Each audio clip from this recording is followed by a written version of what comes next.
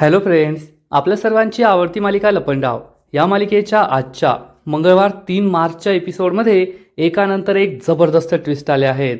Friends, सखी कान्हाच्या ऑफिसमध्ये त्याला डबा द्यायला गेली आणि त्याच वेळेस सॉरी शेखर हा कान्हाविरुद्ध काही बाही बोलत होता. कान्हा हा फुकटे आहे, फक्त इतक्या मोठ्या घराण्याचा जावई बनला म्हणून पात्रता नसताना त्याला मोठं केबिन मिळालं, मोठी पोस्ट मिळाली, त्याची लायकी नाहीये. आणि हे सगळं सखीने ऐकलं आणि मग सखीने या सॉरी शेखरची चांगली जिरवली. त्याला कान्हा खरोखर कसा आहे हे ठणकावून सांगितलं आणि मग सॉरी शेखरने सखीला सॉरी म्हटलं. एकूणच हा सीन खूप भारी होता. मग हे सगळं घडलं तरी कसं हे जाणून घेण्यासाठी हा व्हिडिओ शेवटपर्यंत नक्की पहा. फ्रेंड्स, आजच्या एपिसोडच्या सुरुवातीलाच कान्हा आपल्या आईजवळ अपर्णाजवळ येतो आणि म्हणतो आई. तो तिच्या शेजारी बसतो तर अपर्णा खूप घाबरलेली असते, अस्वस्थ असते. कान्हा तिला शांत करतो परंतु अपर्णा काही शांत होत नाही. ती दचकते, घाबरते, ओरडते. त्यामुळे कान्हाला वाटतं नाही, आता काहीच पर्याय नाहीये, आईला डॉक्टरांकडे न्यावंच लागेल, तपासून घ्यावंच लागेल. आणि तो एका हॉस्पिटलमध्ये कॉल करतो. रिसेप्शनिस्ट फोन उचलते आणि विचारते तुम्हाला अपॉइंटमेंट हवी आहे का. कान्हा तिच्याकडे अपॉइंटमेंट मागतो आणि मग उद्या दुपारी 2 वाजेची अपॉइंटमेंट फिक्स होते.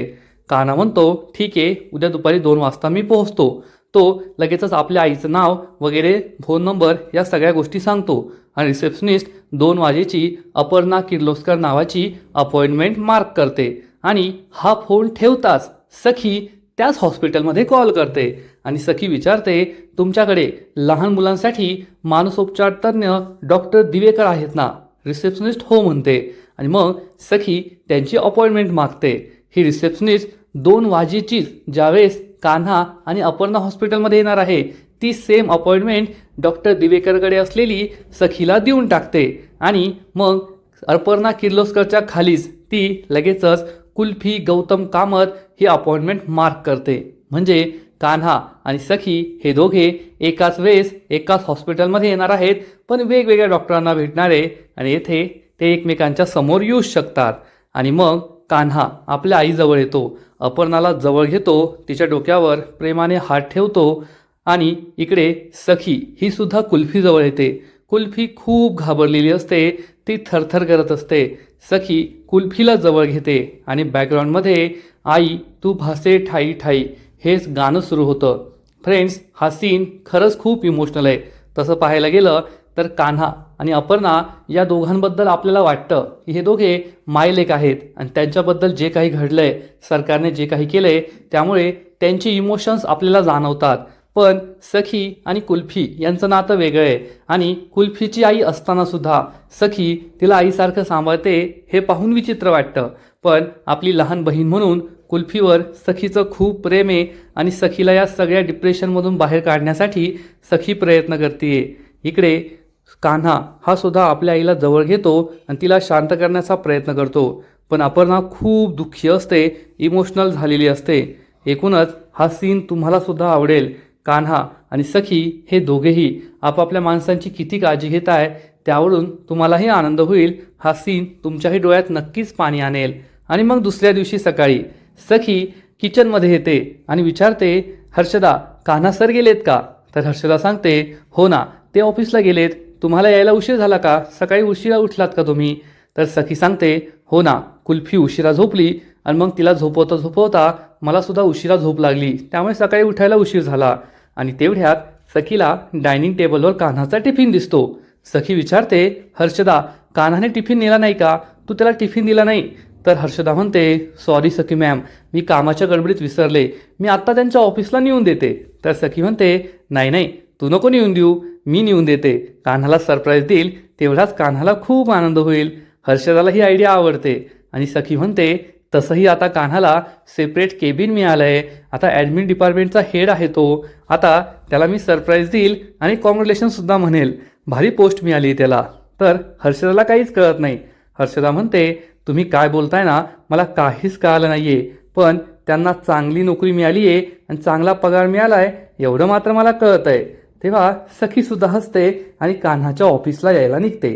इकडे कान्हा त्याच्या केबिनमध्ये बसलेला असतो आणि 2 दिवसांपूर्वी आपल्या घरात जे काही घडलं त्याचा विचार करत असतो. जेव्हा सखीने सरकारला त्या महाबळेश्वरला राघवने तेजस्विनीला घेऊन दिलेल्या शॉलबद्दल विचारलं होतं, तेव्हा सरकारच्या चेहऱ्याचा रंग बदलला होता. सरकार घाबरली होती. म्हणजे नक्कीच काहीतरी गडबड आहे असं कान्हाला वाटतं. परंतु गडबड काय होती आणि हे कसं शोधून काढायचं हाच प्रश्न कान्हाला पडतो आणि कान्हा याच विचारात गुंग असतो. आणि तेवढ्यात सॉरी शेखर तेथे येतो. सॉरी शेखरला आधीच कान्हाचा खूप राग आलेला असतो आणि तो ए ए असं म्हणून टेबल वाजवतो. पण कान्हाचं लक्षच नसतं. हा सॉरी शेखर एकदा दोनदा वाजवतो आणि तिसऱ्यांदा जोरात वाजवतो. त्यामुळे कान्हाची तंद्री तुटते आणि कान्हा विचारतो, हा सॉरी शेखर बोल. आणि मग शेखर त्याच्या हातात हे अपॉइंटमेंट लेटर देतो आणि म्हणतो, सरकारने तुला हे अपॉइंटमेंट लेटर दिलंय. कान्हा हे लेटर उघडून पाहतो तर हे त्याचं अपॉइंटमेंट लेटर असतं की त्याला आता ॲडमिनिस्ट्रेशन मॅनेजर म्हणून सखी इंडस्ट्रीजमध्ये जॉब मिळाला आहे. हे पाहून कान्हा खूप खुश होतो आणि मग कान्हा हा लगेचच हे लेटर आपल्या कपाटामध्ये ठेवून देतो. तेथून सॉरी शेखर जाऊ लागतो तर कान्हा म्हणतो, सॉरी शेखर. शेखरला खूप राग येतो की हा पुन्हा एकदा माझी मस्करी करतोय.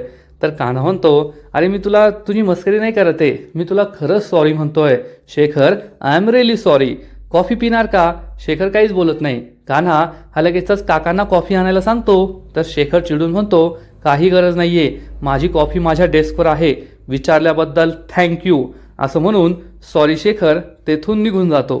कान्हाला समजतं की हा अजूनसुद्धा आपल्यावर चिडलाय आणि कान्हा म्हणतो, आईला मला 2 वाजता हॉस्पिटलमध्ये घेऊन जायचं आहे, तोपर्यंत मी लंच करून घेतो. आणि तो त्याचा डबा पाहतो. तेवढ्यात त्याच्या लक्षात येतं, अरे देवा, आज तर मी डबाच आणला नाही आहे. कान्हा असं करून नाही चालणार, तुला तुझं स्केड्यूल नीट पाळावं लागेल, वेळा नीट पाळाव्या लागतील.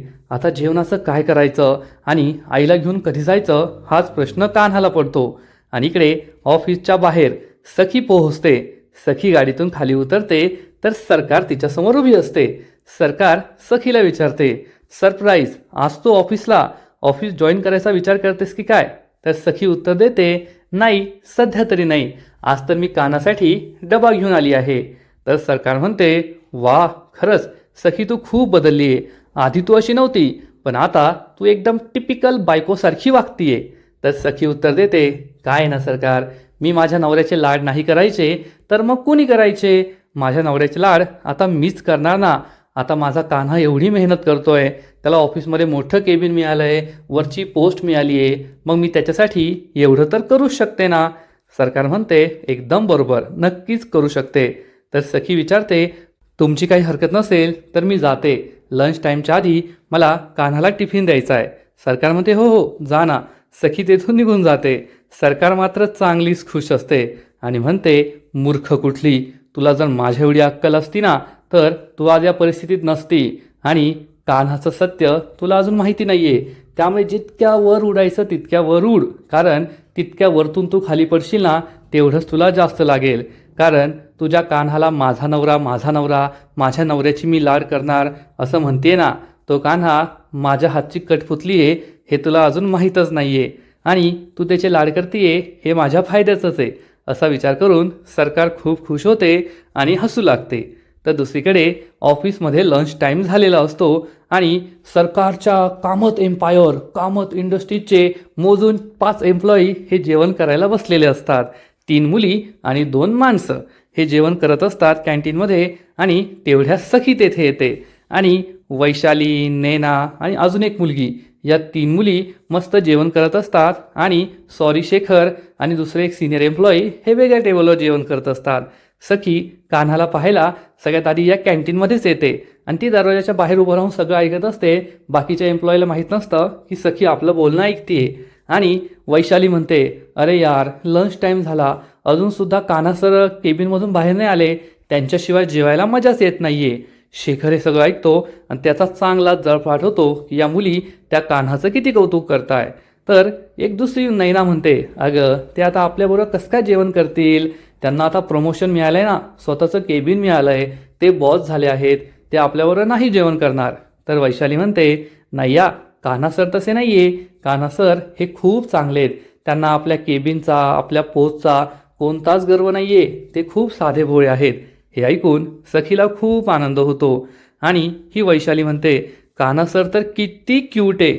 नैना म्हणते, काय बोलतेस, आपल्या सखी मॅडमचे मिस्टर आहेत ते. तर वैशाली म्हणते, असू दे ना, मला तर त्याचंच खूप वाईट वाटतं की सखी मॅडमला इतका चांगला नवरा मिळालाय आणि तेव्हा आपण काय करत होतो, आपण त्यांना मिस केलं. त्यांची स्माईल तर किती भारी आहे. नैना म्हणते, हो ना, काही काही पुरुषांच्या सिक्स पॅकपेक्षा त्यांचा चार्म खूप भारी असतो आणि खरंच कान्हा सर किती चार्मिंग आहेत. सखी हे सगळं ऐकते आणि खूप खुश होते. तिसरी मुलगी म्हणते, खरंय ना, सखी मॅडम किती लकी आहेत, त्यांना कान्हासारखा नवरा मिळाला आहे. कान्हा सर खूप भारी आहेत. आणि सखीला हे ऐकून खूप आनंद होतो. तर वैशाली म्हणते, कान्हा सर इतके क्यूट आहेत, इतके क्यूट आहेत, किती हँडसम आहेत. आणि ती फक्त कान्हाची स्तुतीच करत असते. आणि हे सगळं ऐकून सॉरी शेखरचा खूप जळफाट होतो. तो रागारागाने उठतो आणि म्हणतो, बंद करा तुम्ही त्याची कौतुकं. तो फुकट्या कान्हा कुठला, काय त्याची कौतुकं करताय. हे ऐकून सखी आणि या 3 मुलींना मोठा धक्काच बसतो. वैशाली चिडून म्हणते, शेखर, काय बोलतोयस तू, ते आपले बॉस आहेत, त्यांचा असा एकेरी उल्लेख का करतोय. तर हा शेखर चिडून म्हणतो, बॉस माय फूट, कसला बॉस, फुकट्या आहे तो, फुकट्या एक नंबरचा. आणि तू मला सांग, काय कर्तृत्व आहे का त्याचं. इतक्या वर्षांपासून आपण इथे काम करतोय, आपल्याला मिळाली का सेपरेट केबिन, सेपरेट असं काही प्रमोशन वगैरे मिळालं का. आणि त्याला 2 दिवसात प्रमोशन मिळालं का, तर त्याने श्रीमंत बापाची पोरगी गटवली आणि सरकारचा जावई म्हणून सरकार त्याला देत आहे प्रमोशन, सेपरेट केबिन. तो एक नंबरचा फुकट्या आहे. मला माहिती आहे ना काय लायकी त्याची. शेवटी तो एक ड्रायव्हरच. स्वयंवर पाहिलं होतं ना आपण, आपल्या सगळ्यांना त्याचं सत्य माहिती आहे. हे सगळं ऐकून या मुली खूप चिडतात. सखीला खूप राग येतो आणि सखी चिडून म्हणते, mind your language oh mister. आणि शेखर मागे वळून पाहतो आणि सखीला पाहून त्याला जबर धक्काच बसतो. ऑफिसमधील बाकीचा स्टाफसुद्धा घाबरतो की सखीने सगळं ऐकलंय. आणि सखी जोरात ओरडल्यामुळे कान्हाच्या केबिनमध्ये सुद्धा आवाज जातो. कान्हा विचार करतो, हा सखीचा आवाज होता का, सखीचा आवाज, सखी येथे आली आहे का, बाहेर जाऊन पाहावंच लागेल. असं म्हणून कान्हा आपल्या केबिनच्या बाहेर येतो. शेखर चांगलाच घाबरतो आणि मान खाली घालतो. सखी त्याच्याजवळ येते आणि जा विचारते, काय बोलला तुम्ही कान्हाला. तेवढ्यात कान्हा हा कॅन्टीनच्या जवळ येतो आणि लपून सखीचं बोलणं ऐकू लागतो की सखी आपल्याबद्दल काय बोलतीये. सखी शेखरला विचारते, काय बोललात तुम्ही माझ्या कान्हाबद्दल, तुम्हाला काय माहिती हो कान्हाबद्दल.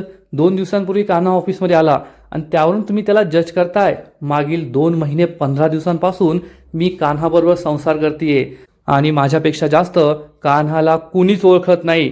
कान्हा कसा आहे ना हे फक्त मला माहिती आहे. आणि काय म्हणालात तुम्ही, त्याने श्रीमंत बापाची पोरगी गटवली म्हणून त्याला हे सगळं मिळतंय. माझ्या कान्हाला ना या सगळ्या केबिनची, प्रमोशनची, कशाचीही गरज नाहीये. तो खूप साधा भोळा आहे. मला माहिती आहे ना माझा कान्हा कसा आहे. माझ्या कान्हाला आजही जमिनीवर झोपायला आवडतं. माझ्या कान्हाचे पाय जमिनीवर आहेत आणि विचार आकाशापेक्षा सुद्धा उंच आहेत. माझ्या बाबांनंतर इतका सच्चा, इतका चांगला माणूस फक्त मला कान्हाच भेटलाय, दुसरा कोणताच नाही. सखी या शेखरला ठणकावून सांगते, तुम्हाला ह्या प्रमोशनची, नोकरीची, केबिनची हाव असेल, परंतु माझ्या कान्हाला नाहीये. आणि माझ्या कान्हाला जे काही मिळालंय ना ते फक्त त्याच्या स्वतःच्या हिमतीवर मिळालंय, त्याच्या क्षमतेवर मिळालंय, पात्रतेवर मिळालंय. तो फक्त माझा नवरा आहे म्हणून नाही मिळालंय. मान्य आहे ना, मी आहे, सखी राघव कामत आहे, कामत कुटुंबाची मुलगी आहे, त्याचा मला अभिमान आहेच. पण आता मी कान्हाची बायको आहे, सखी कान्हा महाडिक, आणि त्याचा मला जास्त अभिमान आहे. आणि मला कान्हानी माझ्याशी लग्न केलं म्हणून तो लकी नाहीये, तर मला त्याच्यासारखा नवरा मिळाला म्हणून मी लकी आहे. असा नवरा, असा आयुष्याचा जोडीदार कुणालाही भेटत नाही. हे सगळं ऐकून कान्हाला खूप आनंद होतो. सॉरी शेखर मान खाली घालतो आणि म्हणतो, सॉरी सखी मॅडम. सखी म्हणते, यानंतर माझ्या नवऱ्याविषयी बोलताना ना शब्द जपून वापरायचे. त्याच्याविषयी पुन्हा असं काही बोलला तर पहा त्याचे परिणाम खूप वाईट होतील. आणि तेवढ्यात कान्हा पुढे येतो आणि विचारतो, काय झालं सखी, काय सुरू आहे इथे. सखी म्हणते, काही नाही, मी तुझ्यासाठी टिफिन घेऊन आले होते, चल आपण लंच करूया. आणि मग थोड्या वेळानंतर कान्हा आणि सखी त्यांच्या केबिनमध्ये असतात आणि कान्हा जेवण करत असतो. कान्हा सखीला म्हणतो, बाहेर तुम्ही काय बोललात ते सगळं ऐकलंय बरं का मी.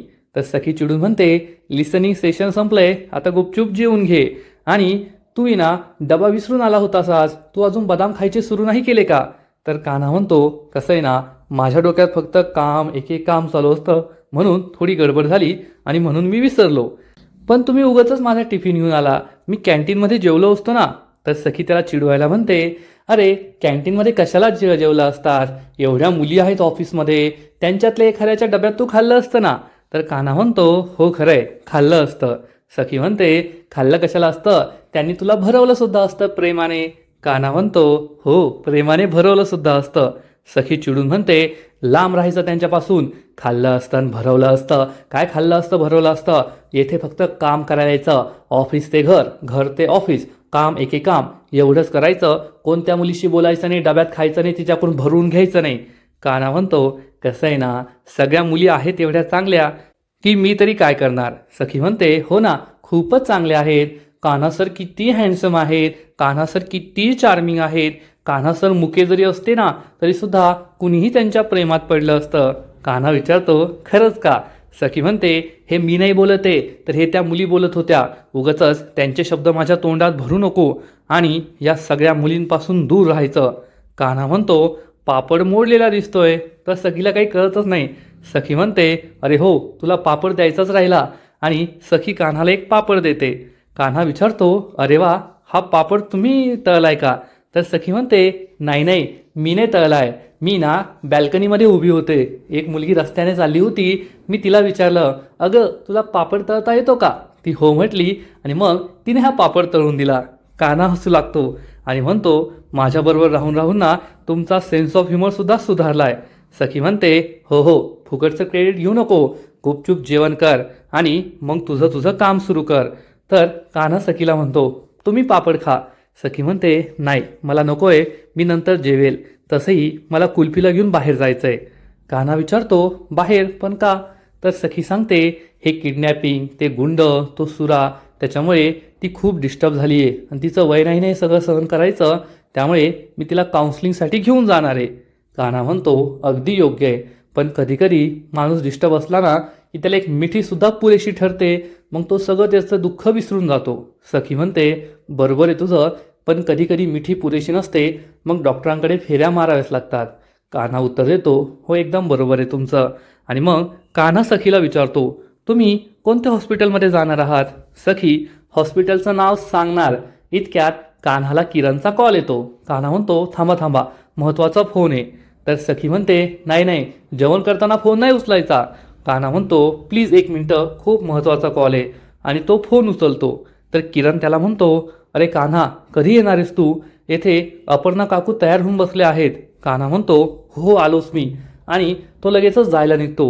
सखी म्हणते, कान्हा जेवण तर करून घे. कान्हा म्हणतो, नाही बेबी सरकार, मला खूप महत्त्वाचं काम आहे, माझं पोट भरलं आहे आणि मला जावं लागेल.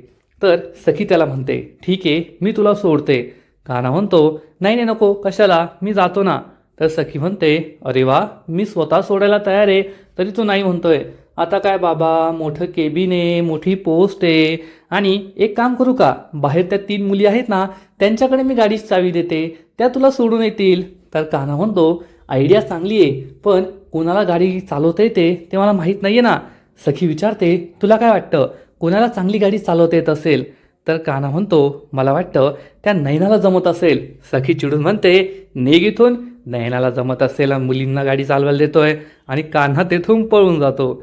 सखी स्माईल करते की खरंच हा एक नंबरचा नौटंकी आहे, आणि आजचा एपिसोड तेथेच संपतो. फ्रेंड्स, खरंच लपंडाव या मालिकेचा आजचा एपिसोड खूप भारी होता, एकदम रोमॅन्टिक एपिसोड होता, आणि सखीने कान्हाची जशी बाजू घेतली आणि सॉरी शेखरची जशी जिरवली ते पाहायला खूप मजा आली. आणि मग कान्हा आणि सखीचा रोमांस तो सुद्धा खूप भारी होता. आजचा एपिसोड तर भारी होता, पण लपंडाव मालिकेचा पुढचा एपिसोड आणखीन भारी असणारे, आणखीन मोठा ट्विस्ट येणारे. मग नेमकं घडणार तरी काय? तर फ्रेंड्स, पुढील एपिसोडमध्ये आपण पाहू की सरकार आणि राजलक्ष्मी किर्लोस्कर या दोघींची भेट होईल, आणि मग सरकार ही राजलक्ष्मीवर भारी पडणार. ती चक्क राजलक्ष्मीला आठवण करून देईन की मला हत्यार चालवायची खूप आवड आहे, मी कधी कोणतं हत्यार चालवलंय याची आठवण तुम्हाला करून देऊ का? आणि राजलक्ष्मी चांगलीच घाबरणार, कारण सरकार तिला चक्क मी देवदत्त किर्लोस्करचा तुझ्या मुलाचा खून केला होता हे आठवण करून देण्याचा प्रयत्न करणार. त्यामुळे राजलक्ष्मीला दरदरून घाम फुटणार आणि सरकार ही चांगलीच खुश होणार. तर दुसरीकडे सखी, कान्हा, कुल्फी आणि अपर्णाला घेऊन एकाच हॉस्पिटलमध्ये एकाच वेळेवर पोहोचतील आणि अपर्णाची सखीशी भेट होईल आणि या दोघीही एकमेकींसमोर येतील. तेव्हा अपर्णा खूप घाबरलेली असेल. कान्हा तेथे पोहोचणार, पण सखीला पाहून तो लपून बसेल. तेव्हा सखी अपर्णाला विचारणार, तुम्ही कोणाबरोबर आल्या आहात? आणि अपर्णा तिला सांगेल, कान्हाबरोबर. त्यामुळे सखीला जबर धक्काच बसेल. या बाईचा आणि कान्हाचा काय संबंध हा प्रश्न तिला पडणार. मग आता कान्हा हा अपर्णाला आपल्याबरोबर नेऊ शकेल का? सखी कान्हाला तेथे पाहणार का? हे सगळं पाहणं खूप इंटरेस्टिंग असणार आहे. तर फ्रेंड्स, तुम्हाला सुद्धा लपंडाव ही मालिका आवडते का? नक्कीच कमेंट करून सांगा. आणि लपंडाव मालिकेचे असेच नवीन नवीन अपडेट्स सर्वात आधी जाणून घेण्यासाठी व्हिडिओला लाईक करा, शेअर करा, चॅनलला सबस्क्राईब करून बेल आयकॉनवर क्लिक करा. म्हणजे या मालिकेचे नवीन नवीन एपिसोड तुम्हाला सर्वात आधी पाहायला मिळतील. खूप खूप खूप धन्यवाद.